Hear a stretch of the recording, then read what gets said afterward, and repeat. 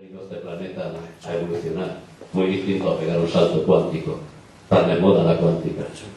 Un antropólogo como él, estoy seguro que se ha perdido más de una vez en la antropología urbana, aunque él va a contar una historia como contarían los maestros que han vivido en la universidad de la calle. Dicen todos somos Juan Tenorio, Cicampeador y el otro, ¿cómo se llamaba? Don Quijote. Estamos en España. Le preguntaré a José Ortega si esos tres arquetipos de personas son acoplables o no, o se pueden transferir a otros seres de otras dimensiones o seres de otros lugares en este país. Somos Quijotes, somos Tenorios. Somos Quijotes, pero casualmente está muy bien la pregunta. José Ortega. Sí, está muy bien la pregunta. Porque aparece, al uso quizás no aparece hoy. Bueno, pues buenos días, muchas gracias a Miguel Celades por invitarme a este Congreso de Ciencia y Espíritu en Peñíscola. Y me gustaría empezar con una pequeña encuesta para ver si alguien sabe cuál era la fruta que Eva le dio a Adán en el paraíso. ¿Alguien sabe qué fruta era esa? ¿Eh? ¿Por allí? Manzana, ¿no? La manzana. Más votos a favor de la manzana.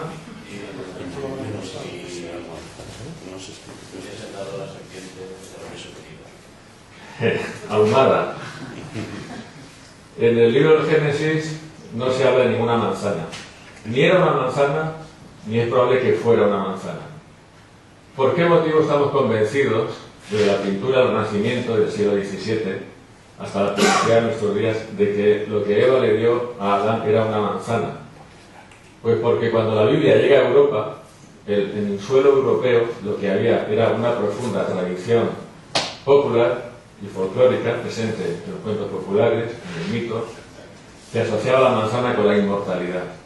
Posiblemente el caso más clásico es el mito nórdico del robo de las manzanas de oro, que estaban bajo la custodia de la diosa Idun. La diosa Idun tenía como única función custodiar las manzanas de oro porque los dioses del panteón nórdico no eran inmortales por sí, sino porque comían de esas manzanas. Hay un episodio en el cual el dios malo, Loki, roba las manzanas de oro y los dioses comienzan a envejecer. De manera que hay un mecanismo subconsciente por el cual cuando nos han dicho un fruto que había allí que estaba prohibido, que era sensacional, etc., ¡pum! Manzana, manzana, manzana, manzana. Pues nunca hubo ninguna manzana. La segunda cuestión de la encuesta es si podría ser de buen gusto o si podría ser más bien una macarrada el coger un bote de pintura y darle una mano de pintura a una escultura griega clásica para dejarla como esta, por ejemplo. ¿Eso estaría bien? ¿Eso es artístico o eso es una salida de tono? Lógicamente todos pensaremos que cómo se nos va a ocurrir es darle una mano de pintura a la escultura clásica, los frisos del Partenón. La escultura griega clásica era polícroma y tenía pintura, y tenía sus colores planos. Con el tiempo esa pintura se perdió y en el Renacimiento ya no había esa pintura. Y cuando Miguel Ángel hace Moisés y el David y la Piedad, es que ni se le pasa por la imaginación el coger un pincel y mira que sabía pintar y darle pintura a las estatuas. Y a partir de ese momento se conforma un patrón cultural también erróneo, de forma inconsciente, según el cual es de buen gusto que esas obras de arte sean así como las vemos sin pintura, pero en realidad eran polícromas. Otro error histórico. Y la tercera pregunta de la encuesta es si el cuento popular, de tipo cuento maravilloso, como Blancanieves, todo el mundo conoce Blancanieves, si alguien sabe en qué momento se origina el cuento popular, en qué momento empiezan a contarse los cuentos. Porque vemos que en los libros se representan los personajes con ropajes del siglo XVIII, del siglo XVII. En realidad los cuentos populares se originan en la prehistoria y contienen un río de información antropológica bastante descuidado, especialmente en el ámbito académico, que es la única fuente de información que realmente podemos tener sobre el modo de comportarse y de pensar de las sociedades primitivas sin cultura escrita. Todo esto quiere decir que los patrones culturales del pasado, los mitos y los símbolos, no son piezas de museo que están archivadas y guardadas en un armario, sino que son unos elementos vivos que nos influyen, que nos actualizan, que nos informan y que nos condicionan. Unas veces nos condicionan de forma correcta y otras de forma equívoca, como hemos visto. Posiblemente el mejor exponente de cómo funciona esto en el nivel de la psicología individual es Carl Jung, que se refería a la función de los sueños, explicando que el subconsciente nos habla durante el sueño. De la misma forma que hay gente que piensa que el sueño es el recuerdo de un viaje astral, pues lo que decía Carl Jung es que el subconsciente, a diferencia de lo que nos pasa a nosotros, lo capta todo, lo aprehende todo. Todo lo que olemos, escuchamos o vemos, todo lo que nos entra por los sentidos, queda al 100% archivado en el subconsciente, cosa que no nos pasa a nosotros en el nivel consciente del yo. Y la consecuencia es que el subconsciente tiene más información que nosotros y por lo tanto tiene más criterio para elaborar un análisis de lo que está pasando y para formular opiniones o establecer criterios de conducta, y durante la noche pues nos habla en un monólogo que hace, y lo interesante es que ese monólogo tiene lugar a través de un lenguaje de símbolos que coincide con el lenguaje de símbolos del mito primitivo y de la religión primitiva. Y hay aquí uno de los grandes misterios de la historia de las religiones, que es la universalidad de este lenguaje de símbolos. Pues bien, esta historia empieza en Sumer, en el cuarto milenio antes de Cristo, en la orilla del Golfo Pérsico, con la cultura sumeria, que es una cultura que nadie sabe de dónde aparece, de dónde sale. La lengua sumeria no pertenece a ninguna familia lingüística, y los sumerios tenían este aspecto, se llamaban a sí mismos el pueblo de la cabeza negra, lo cual nadie tiene ni idea de qué puede significar, y en Sumer nace tanto la escritura como la agricultura a gran escala, como la ciudad.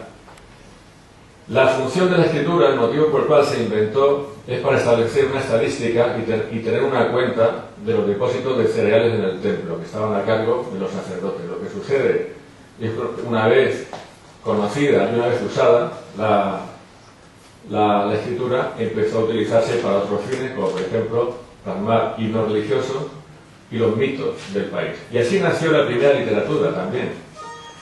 Y resulta que en Mesopotamia nace la primera obra literaria de la humanidad, que es el mito de Gilgamesh, que al mismo tiempo es una obra que tiene la rara cualidad de ser una obra en un proceso inacabado de reescritura a lo largo de por lo menos 6.000 años. Este Gilgamesh es una representación posiblemente de un cilindro sello acadio. Gilgamesh es el rey de la ciudad de Uruk. No es ahora cuestión de contar toda la historia, pero es un personaje muy peculiar, porque en el seno de una cultura primitiva, donde la literatura y la literatura religiosa sobre todo no hacen más que repetir la certeza sobre cómo está conformado el universo, Gilgamesh es un hombre como nosotros, es un hombre que duda, es un hombre que tiene miedo, siente ansiedad por algo tan humano como la frontera, como la muerte. Siente que va a morir y experimenta la necesidad de rebelarse contra ese destino fatal, y entonces hace un largo viaje en búsqueda de la inmortalidad. Y esta conferencia tiene que ver con el sentido que tiene ese viaje. De manera que hay una de las historias que se contaban sobre Gilgamesh, porque al principio había varios cuentos sueltos con aventuras con un personaje común, es precisamente Gilgamesh y el diluvio universal. Todo el mundo sabe, o casi todo el mundo sabe, que la historia de Noé y del arca de Noé y todo esto del Génesis es una copia de un relato muy anterior, mesopotámico. El relato es un cuento sumerio llamado Gilgamesh y el diluvio universal. Y al principio lo que nos encontramos en Mesopotamia son cuentos remitidos, como he dicho, por tradición oral. Este señor, Amer Aywan, es un director de cine iraquí, que es el que hizo Zaman, el hombre de los juncos, Y este estaba un día en España y a su distribuidor en España le dice: vete a la librería que te quiero enseñar un libro. Y se fueron a la librería y localizaron una novela que se llama Gilgamesh y la muerte, que luego hablo un poco de ella. Y le interesaba particularmente el personaje de Gilgamesh, aparte de porque es de su pueblo, porque todavía hoy, todavía a estas alturas, a este señor, su abuela, cuando era pequeño le contaba cuentos, que eran los cuentos con las aventuras de Gilgamesh. Y estos son los cuentos que cuando se inventa la escritura pasan a ser redactados por escrito en tablillas cuneiformes, y cuando la primera etapa de la cultura sumeria declina y pasan a ser dominados por los vecinos del norte, por los acadios, con Sargón de Acadé, que es este señor, Sargón de Akkad, el rey mítico, que da paso al reino de Akkad. Estos sí eran semitas, con una lengua semita clara.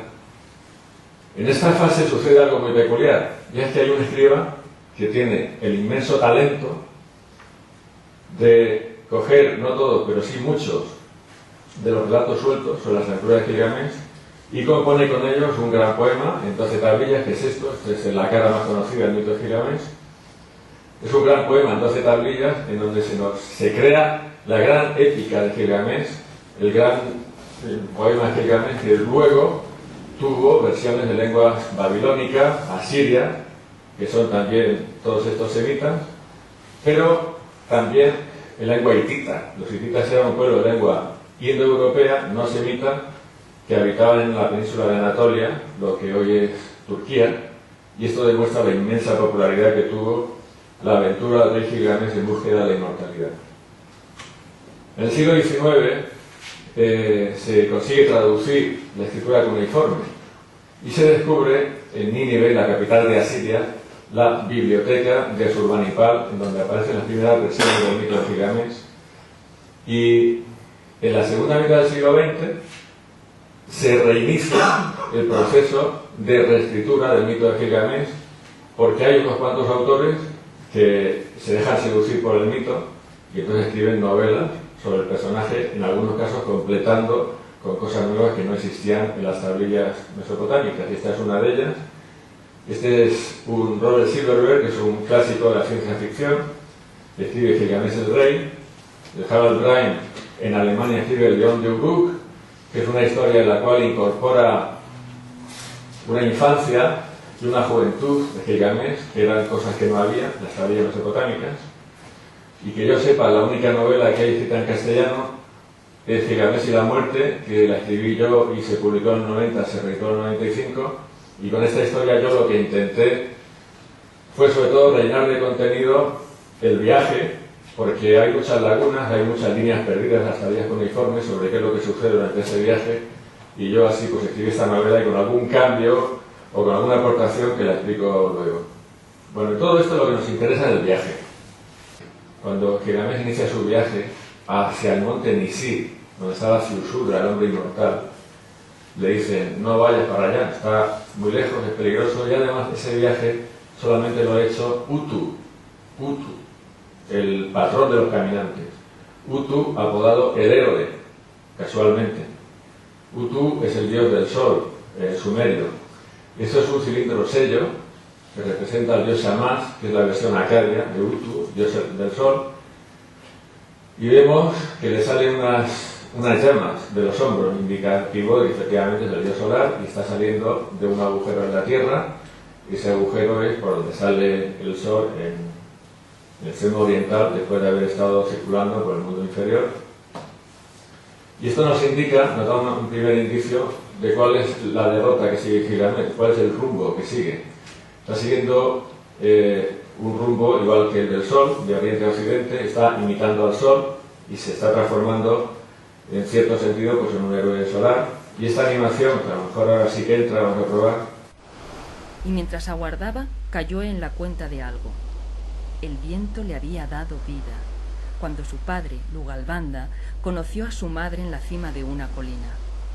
Ahora otra presencia transformada en viento lo llevaba al sepulcro, rumbo a la isla de los bienaventurados, y su cuerpo estaba desnudo otra vez, para entregar su existencia con la misma pobreza y sencillez con que la había recibido.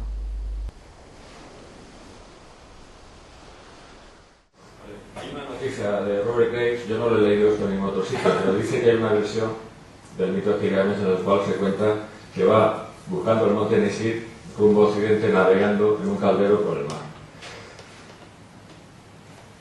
Y otro que le pasa algo parecido es un héroe que se parece mucho a Gilgamesh, que es Heracles. Heracles.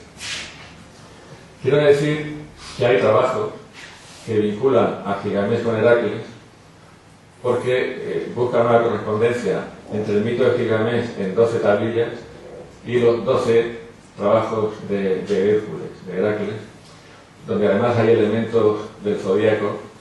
No, por ejemplo, Gilgamesh tiene que ver que se encuentra con unos escorpiones, etc. Una cosa un poco más complicada de explicar. Y entonces interpretan estos 12 trabajos como el viaje del sol a través de las constelaciones del zodíaco. Pero en todo caso, uno de los trabajos de Hércules fue robar el ganado rojo del rey Gerión, el rey que tenía los 3 cuerpos, tenía 3 cuerpos en uno, y vivía en la isla roja de Eritia, que cuenta Apolodoro que se encontraba delante de las columnas de Hércules y en algún lugar de la península ibérica. Entonces, el relato que hace Apolodoro del viaje de Heracles en busca de ganado rojo es un poco amanerado y tiene muchas intrusiones literarias, pero él lo cuenta así. Iba caminando y hacía mucho calor, y entonces se enfada con el sol y se pone a tirarle flechas al sol, tan enfadado como estaba, y el dios del sol dice: olé, un machote. Se ve complacido por la arrogancia del héroe, y entonces el dios del sol, Helios, le presta su copa, la copa del sol, una copa dorada, para que en adelante haga el viaje navegando, como podemos ver aquí. Y hay también algunas representaciones de Apolo, que es otro dios solar griego, también navegando en un caldero. Esto es el papiro de Turín, el más famoso papiro egipcio, que contiene un conjunto de fórmulas mágicas que se enterraban con el difunto egipcio en la tumba para conseguir la finalidad triple: primero, que el difunto juntara sus miembros y se levantara de la tumba; segundo, para que pudiera abrir la tumba; y tercero, para que pudiera cumplir el complicado, difícil e inseguro camino hacia el paraíso, que tenía muchos nombres, pero casualmente uno de esos nombres es la isla de las brasas, la isla del incendio. Hay un poema de Antonio Machado, en el que dice: en el horizonte quedaban aún algunas brasas. Esta imagen poética remite lógicamente al crepúsculo, y es lo más parecido que nos podemos imaginar la isla del incendio, la isla de la brasa, a la isla roja de Eritia, que era un lugar que estaba también en el extremo occidental del mundo. El papiro de Turín es el libro de los muertos, todo el mundo ha oído hablar de él, y cuando el difunto conseguía levantarse de la tumba, lo que hacía era que se unía a una curiosa procesión de almas en pena, o no en pena, no lo sé, que se llamaba la comitiva de Osiris, y que tenía como misión seguir a la barca de oro, del dios del sol, en su camino de oriente a occidente en busca del reino occidental. Osiris no es un dios solar, es un dios que representa la resurrección a través de la muerte y la vuelta a la vida del cereal. Es un dios que está muy vinculado a la religiosidad popular en Egipto, y es un dios muy parecido a Jesucristo mismo. Hay por ahí una tesis doctoral muy interesante que dice, que explica, pero muy bien explicado, cómo la historia de Jesucristo es una copia del mito de Osiris.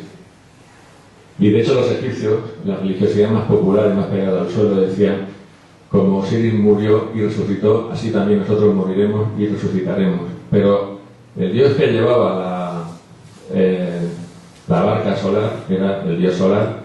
Entonces el difunto egipcio pues está haciendo exactamente la misma cosa que los héroes de los que hemos comentado, que es un viaje de oriente a occidente en busca del gran momento de la consumación en el extremo occidental.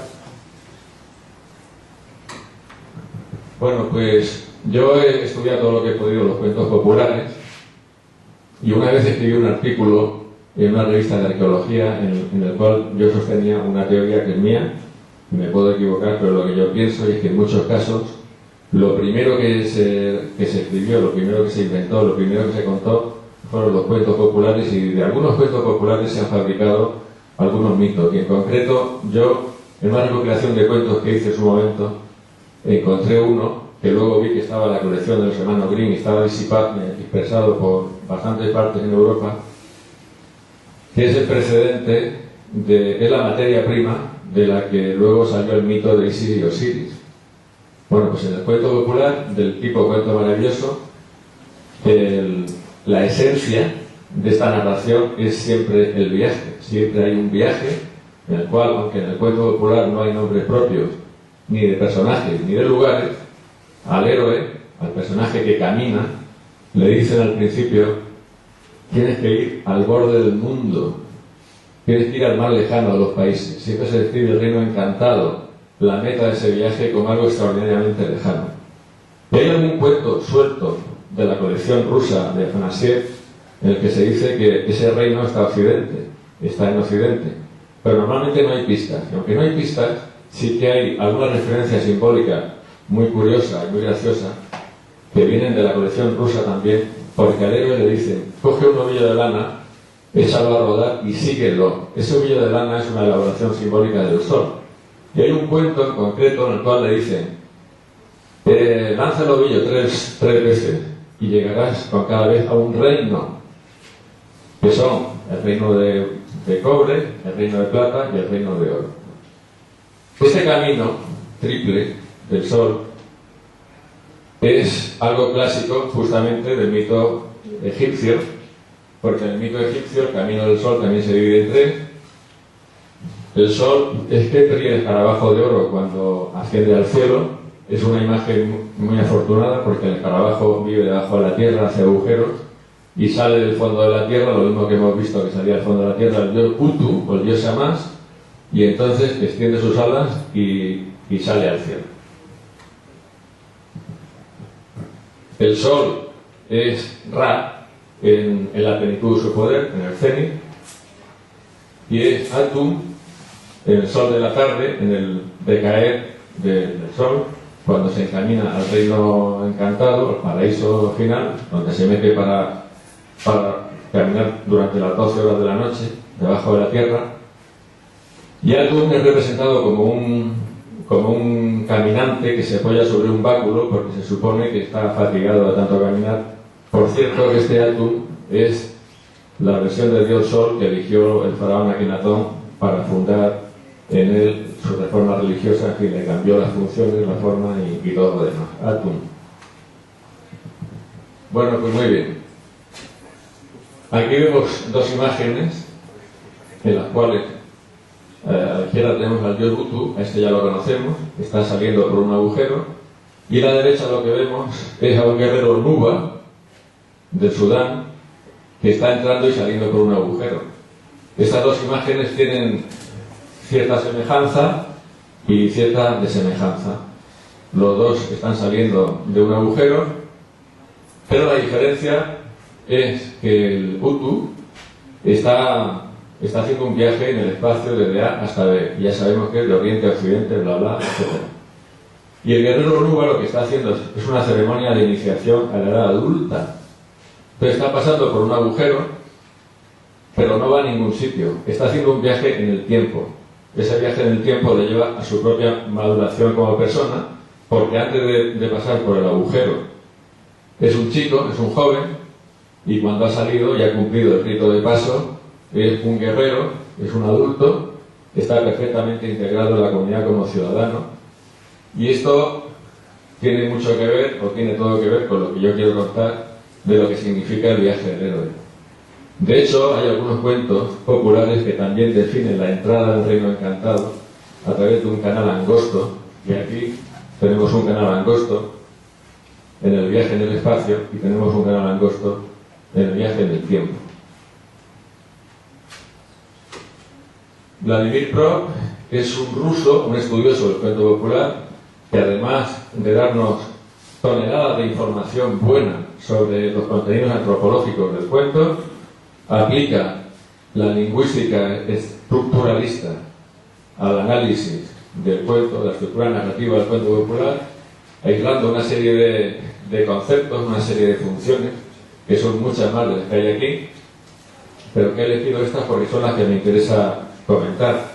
Pues hay un momento de una separación en el que el héroe abandona el hogar y se pone en el camino. El héroe se encuentra con unos personajes a los cuales les hace determinados favores. Por ejemplo, el cuento español es muy tradicional, que haya tres animales, que son un zorro, una hormiga y un águila, que se están disputando una carroña, y entonces el héroe hace de árbitro y reparte esto para ti, esto para ti, esto para ti. Le quedan muy agradecidos. Después este favor les es devuelto en otro momento del viaje. Por supuesto que el héroe tiene que pasar por el bosque oscuro, tiene que perderse y tiene que sentirse solitario y por fin entra al reino encantado. Bueno, son algunas de las funciones que aísla Vladimir Prof en esta publicación, que es la morfología del cuento, en el cual, como digo, aplica ese análisis estructuralista al esquema narrativo del cuento popular y llega al extremo de expresar un cuento popular mediante funciones simbólicas, en donde cada una de estas funciones simbólicas pues es uno de los elementos al que me refería, que si la separación, que si la partida, que si el falso héroe, que si el donante mágico, que si el antagonista, etc. Esto es lo que hace Vladimir Prof. Y aquí tenemos a Bruno Bettelheim, que es un psicólogo austriaco.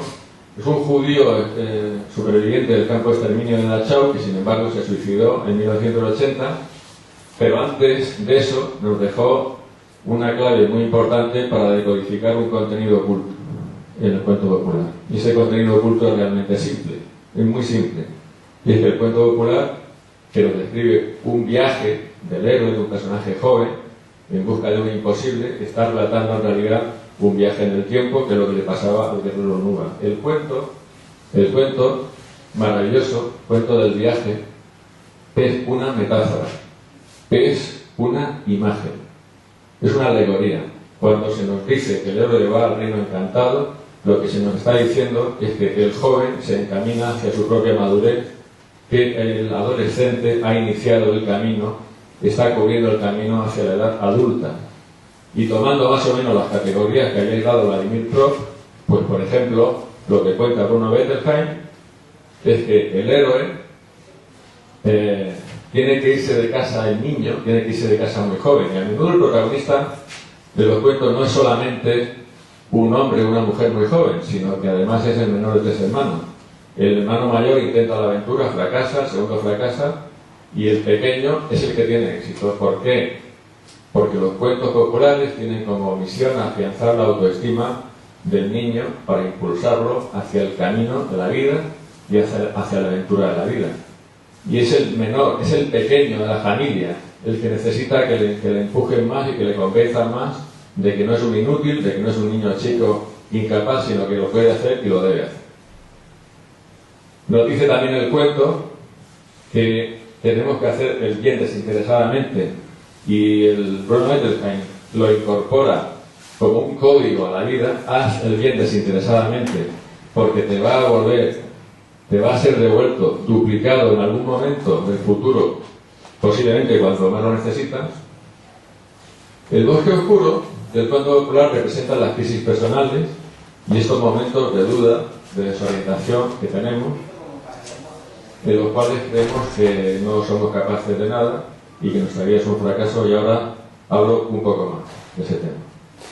Y finalmente, cuando el héroe entra en el reino encantado, en el castillo del diablo, en el palacio de la princesa, en el castillo de irás y no volverás, es que ha entrado en la edad adulta. Es que se han terminado las certezas, las incertidumbres, mejor dicho, se ha terminado la ansiedad, se han terminado las dudas del niño que no sabe quién es, porque cuando tienes 16, 17 años tú no sabes quién eres, tú no sabes quién tienes dentro. Te tienes que tantear, te tienes que explorar y te tienes que probar. Y no terminas de tantearte y de probarte hasta que no alcanzas esa edad adulta y alcanzas la serenidad de la maduración. Lógicamente, cuando el héroe del cuento va a empezar su aventura y le dice que tiene que ir al mar lejano de los países, esto es una perfecta metáfora de la aventura que le espera al adolescente, en búsqueda de la madurez. Porque ¿qué puede haber más lejano psicológicamente para un niño que verse a sí mismo fuera de todas las dudas y en posesión de todas las certezas, vamos, como son sus padres, ¿no? Esto es lo que sucede con el cuento popular. El bosque oscuro posiblemente es el al que se refería Dante en el primer capítulo de la Divina Comedia, cuando decía: el medio del camino de nuestra vida me encontré con una selva oscura. Y yo pienso que estas crisis personales, bueno, como he dicho,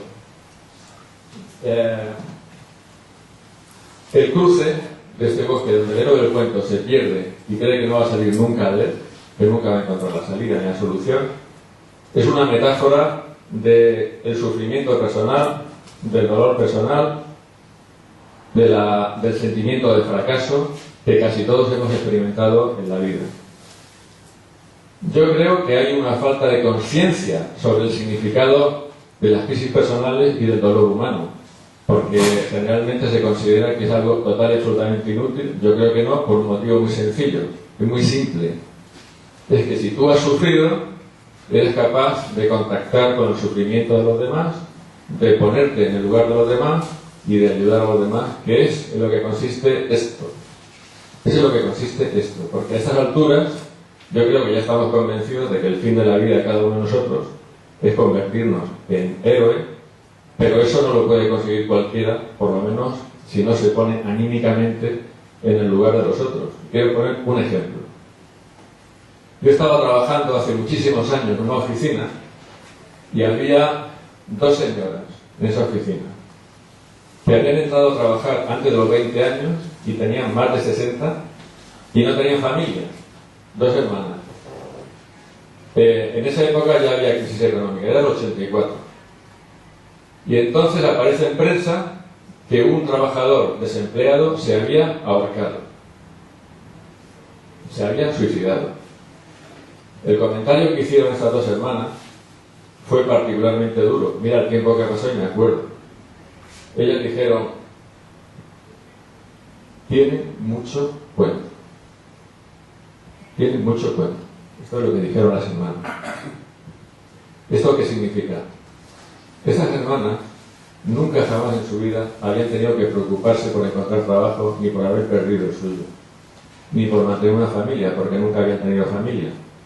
Y esto creo que es un ejemplo, entre otros muchos, de cómo las personas que no han experimentado esas crisis personales y ese sufrimiento personal tienen enormes dificultades para ponerse en lugar de los otros, auxiliarlos y ayudarlos. No quiere decir que no sean excelentes personas y buenos ciudadanos, pero yo creo que les falta ese punto para alcanzar el ideal del que estamos hablando aquí, que es el ideal del héroe.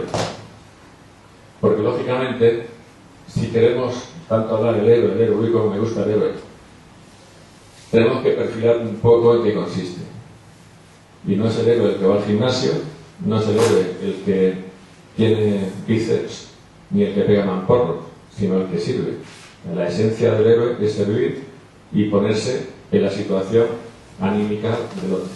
Y para eso creo que hace falta pasar por el bosque oscuro, porque pasar por el bosque oscuro es justamente lo que te permite ponerte en la situación anímica del otro. Hay una diferencia entre estar viendo el telediario mientras me como 2 huevos fritos y estoy viendo cómo a los negros del centro, a los niños negros del centro de África se lo comen las moscas y decir: uy, qué pena, esto está muy mal, y sentirlo. Y ahora, puesto que hemos hablado del ingenioso hidalgo Alonso Quijano, yo pienso que Alonso Quijano, que tiene muchas virtudes, pero Alonso Quijano era un señor que se había pasado aparentemente la vida sin pegarle un palo al agua leyendo novelas. Y tenía una obsesión, que era la obsesión de parecerse a los héroes de las novelas que él leía, y repetía continuamente el ideal de conducta de auxiliar a los desamparados y proteger a las viudas, que debían ser un prototipo de personas desamparadas en el siglo XVI. Pero es que él no lo sentía, porque no conocía a ningún desamparado y a ninguna viuda. ¿Quién va a conocer si estaba todo el día leyendo en su casa? Esto era una pose, esto era un ideal egocéntrico que él tenía, que decía: yo me quiero parecer a Madrid de Gualda porque fíjate que me gusta. Pero este no podía haber llegado nunca a encarnar el prototipo del héroe, justamente porque le faltaba eso, porque le faltaban las crisis personales, porque le faltaba el bosque oscuro. Bueno, pues a la hora de saber si estos criterios que están implícitos, que están presentes y escondidos, pero al mismo tiempo visibles en el cuerpo popular, son buenos o malos y son dignos de seguir o no son dignos de seguir, tenemos que tener en cuenta, aunque es muy difícil, imposible, saber cómo funcionaba una sociedad prehistórica donde nacieron los cuentos, porque es una sociedad sin escritura. Sin embargo, sí que sabemos cómo funcionan los primitivos actuales que viven en el Paleolítico, que más o menos sería de una forma parecida.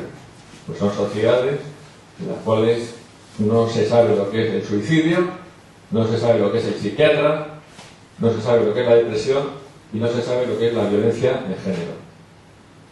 Son sociedades perfectamente estructuradas con un patrón común de valores y donde todo el mundo sabe cómo se tiene que comportar y donde cada uno puede experimentar la seguridad psicológica que se desprende de pertenecer a un grupo que mantiene los mismos ideales. Y nosotros no tenemos eso. No tenemos eso. Tenemos un dogma que es ficticio, que es mentira, que es la libertad, que nos dice, sí, tú eres libre. Nuestra sociedad se caracteriza por la libertad individual, muy estupendo, me satisface. Pero si me dicen eres libre, no me están dando muchas pistas de cómo tengo que comportarme. Y entonces, yo creo que de aquí se una serie de carencias importantes que se ponen de manifiesto con la sociedad tal como la estamos viviendo. Desde luego, los cuentos populares dejaron de contarse después de haber estado siendo transmitidos por tradición oral durante miles y miles de años, en la segunda mitad del siglo XX, cuando se inventó la televisión. Entonces cambiamos de narraciones, cambiamos de mensajes, cambiamos de contenido, cambiamos de ideología también. Y yo no digo que esto haya sido un invento de propósito del nuevo orden mundial para desestructurar la sociedad, pero le viene de maravilla. El primer párrafo del libro de Bruno Bettelheim, no sé cómo se traduce en castellano, yo lo leí en inglés, dice que tenemos que aprender a ser conscientes de nuestra propia vida, que es lo que no le interesa al nuevo orden mundial, por supuesto. Porque si fuéramos conscientes de nuestra propia vida, seríamos conscientes de la mentira que nos rodea, de la matriz y de demás familias. Y entonces podemos hacer una prueba para ver si por casualidad pudiéramos estar cumpliendo con los ideales de la cultura primitiva, con los ideales y los patrones y los criterios que establecían aquellos sabios primitivos que inventaron los cuentos populares para la evolución del joven a adulto. Se cumple con el criterio de que los hijos abandonen pronto el hogar, a los 17, a los 18 años, pues no. ¿Por qué? Porque las condiciones socioeconómicas lo impiden radicalmente y se tiene que quedar en casa hasta edad muy avanzada, todo el mundo lo sabe, no hay ningún secreto, más allá de 30 años en algunos casos. ¿Nos están enseñando a hacer el bien desinteresadamente, como nos cuenta esta sabiduría primitiva? Pues no. ¿Por qué? Porque estamos siendo educados en el marco de un sistema capitalista brutal y deshumanizado, cuyo único criterio básico es la avaricia. Nos están educando en unas directrices que son el egoísmo, la competitividad y el beneficio propio. A la pregunta de si se entiende hoy el valor del sacrificio y las crisis personales, pues conozco poquísima gente que sea capaz de entender qué significa el sufrimiento humano y de comprender que muchas veces se trata de una crisis para hacernos mejores, para escalar nuestra propia humanidad. Esto es como si fuera un bloque de piedra y en ese bloque de piedra el cantero estuviera dándole al cincel y estuviera esculpiendo la forma de una figura humana. Ese cincel es el dolor, el sufrimiento humano, es el bosque oscuro. Conozco muy poca gente que sea consciente de esa realidad y desde luego que yo no quiero por nada hacer una crítica de la juventud que nos ha dado alguna lección muy importante el año pasado y continúa, pero bueno, parece ser que la juventud hoy tiene dificultades para asimilar el concepto de la paciencia, de la perseverancia, de la fortaleza, del esperar que va a llegar, que también lo que se necesita para salir de ese bosque donde nos hemos perdido y no encontramos la salida. Muy bien. Entonces, ¿qué queda hoy? Los cuentos populares empiezan a contarse en el origen de la humanidad y de pronto, raca. Por lo menos en las sociedades civilizadas se interrumpe esto. Y sin embargo, sí que queda la traza de este concepto, el concepto de la conversión del joven en héroe y el concepto subliminal de que el fin de la vida de cada uno es convertirse en un héroe.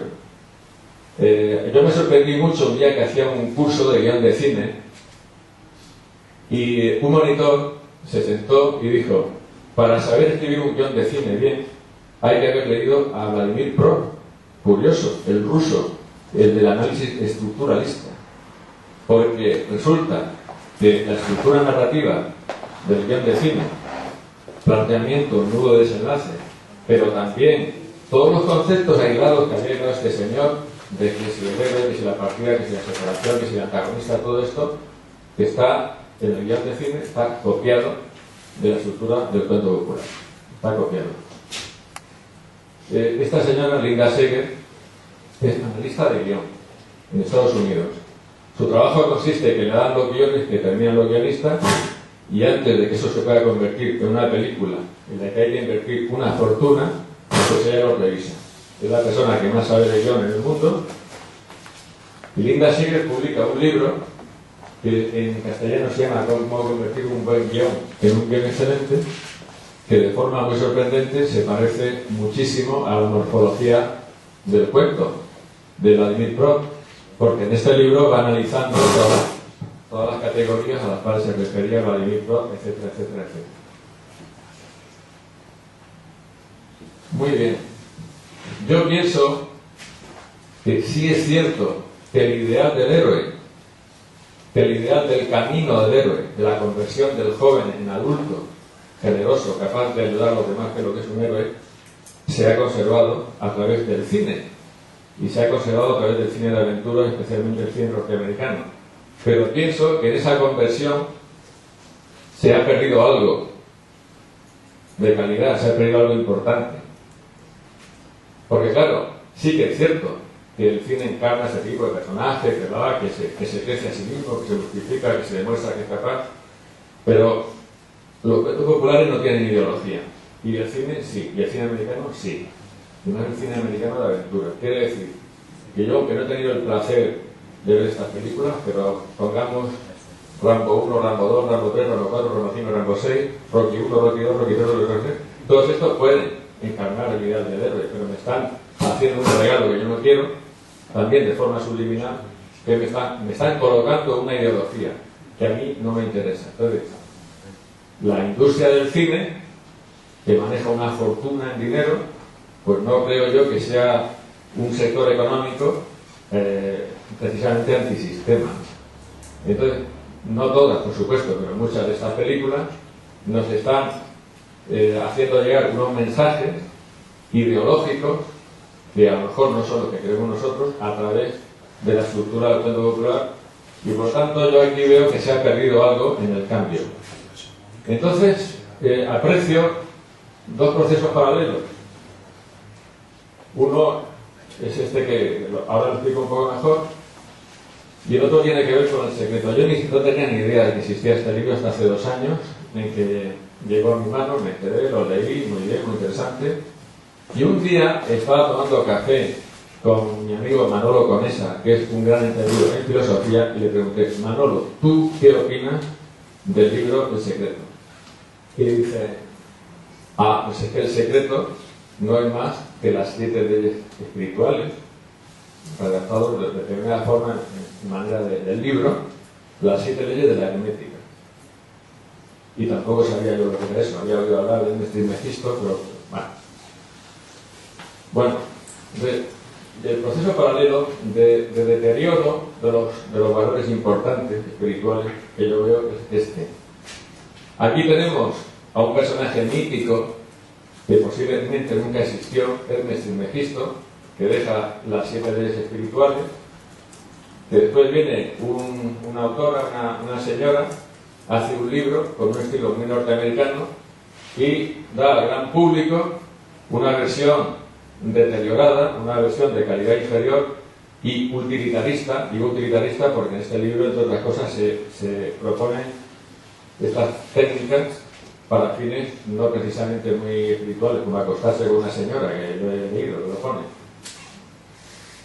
Y entonces, digamos, que es una versión deteriorada y una versión utilitarista de una gran sabiduría que procede de las fuentes inmensas del manantial de la sabiduría primitiva. Es lo que observo también con el cuento popular. Tenemos unos sabios primordiales y anónimos que se sacan de la manga estos contenidos del cuento que son tan importantes para la evolución de un joven, y veo que también hay un deterioro de este mensaje, aunque siga el mensaje, con el cine de aventuras. Eso no hay que ver, esto es otra cosa. Es una serie de televisión que dice, bueno, pues al final he dicho que había un escriba acadio que había tenido la gran virtud, el gran talento de coger todas las historias sueltas sobre Gilgamesh, algunas historias sueltas sobre Gilgamesh, y componer el gran poema en 12 tablillas. Y yo decía, tiene mucho talento, está muy bien. Pero no tenía suficiente talento como para rematar la historia en el marco de este contexto que estoy hablando, que es el crecimiento personal, porque la historia de la épica de Gilgamesh escrita por este escriba se resume en un inmenso fracaso, porque llega al monte Nisir y le dice a Ziusudra que quiere que comparta con él el secreto de la inmortalidad. Le dice que no puede porque es imposible.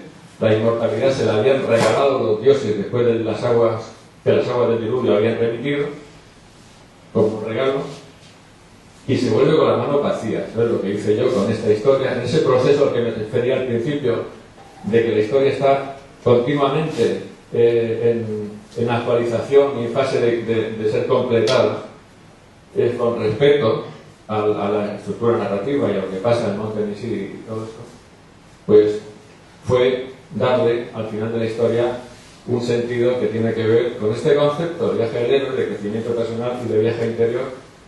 Y esto, bueno, el que lo quiera leer, que lo lea, y el que no, pues nos hacemos una paella y me contento.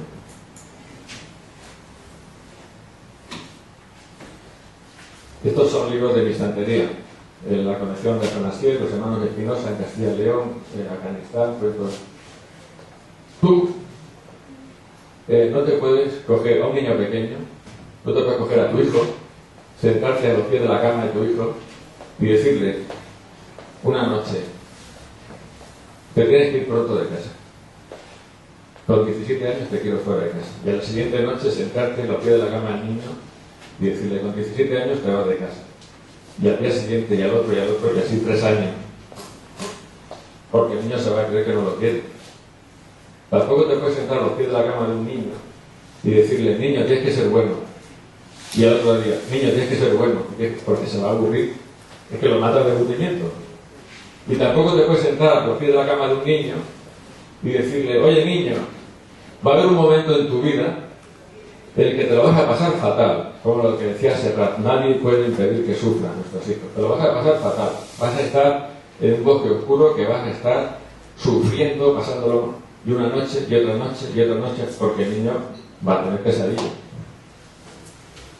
Pero lo que sí que puedes hacer es sentarte a los pies de la cama de tu hijo y coger los cuentos populares donde están implícitas todas estas ideas y leerle los cuentos. Y eso es lo que dice Bruno Bettelheim, que es un psicólogo infantil que propone esto, para que al niño poco a poco le vaya calando esta idea, la otra idea, que son las que tienen que conformar con éxito el camino de su vida de niño a adulto.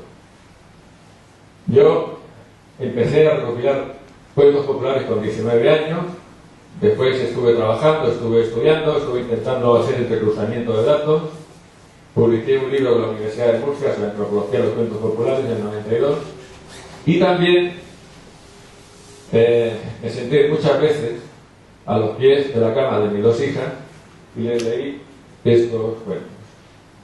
Y yo creo que eso, en parte, ha conseguido que estas niñas, que ya son adultas, sean unos ciudadanos pues bien integrados y que estén en posesión de un concepto que es Nanlulu, aunque me ha cambiado el tipo de letra, y con esto termino, Nanlulu es un concepto que procede de la literatura sumeria y que significa el comportamiento digno de un ser humano.